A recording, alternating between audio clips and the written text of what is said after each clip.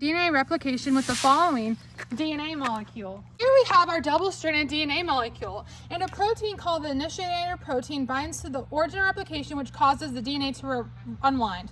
This rollerblade represents the helicase unwinding the DNA molecule.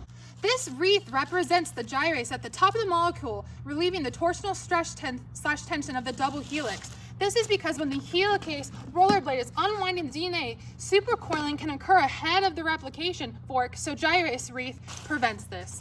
Replication proceeds this way because it is the direction of the replication fork and the direction that the helicase is opening up the molecule. The primase is represented by the weight, and this is what lays down the RNA primers. The RNA primers are represented by these flagpoles here and provide a free 3' OH end for the DNA polymerase 3.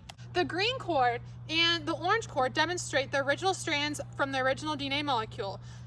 The dog leashes, I apologize, for the different colors represent the newly synthesized DNA. We now want to place our single-stranded binding proteins represented as rocks.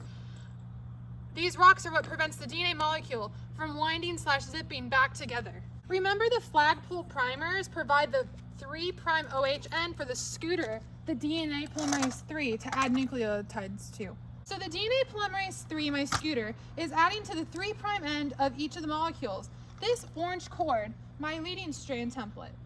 My scooter reads this as the leading strand template and creates newly synthesized antiparallel DNA.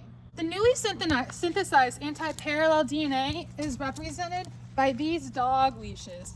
Continuous replication is demonstrated here because my scooter, the DNA polymerase 3, is adding nucleotides this way and does not have to stop because we are going in the direction of the replication fork, as one TA put it, rolling the opening of the replication fork.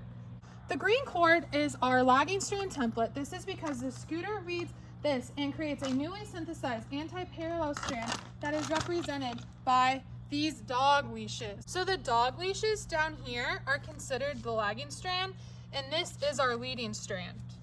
So we experience discontinuous replication where the dog leashes are, aka where the lagging strands are. Okay, so as you can see, we labeled our 3' and 5' ends of the molecules, and these are our Okazaki fragments because they're only able to be synthesized by the DNA polymerase 3, the scooter, in short bursts. When the scooter gets to the end of this Okazaki fragment, it's going to hop off and reattach to the next primer pole. We keep repeating this and adding our nucleotides to the 3' end, and then this creates our next Okazaki fragment.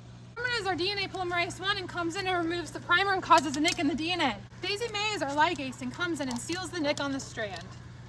Now if Norman, our DNA polymerase 1, doesn't work, then we would have primers and not nucleotide bases. This means that the DNA would not be viable.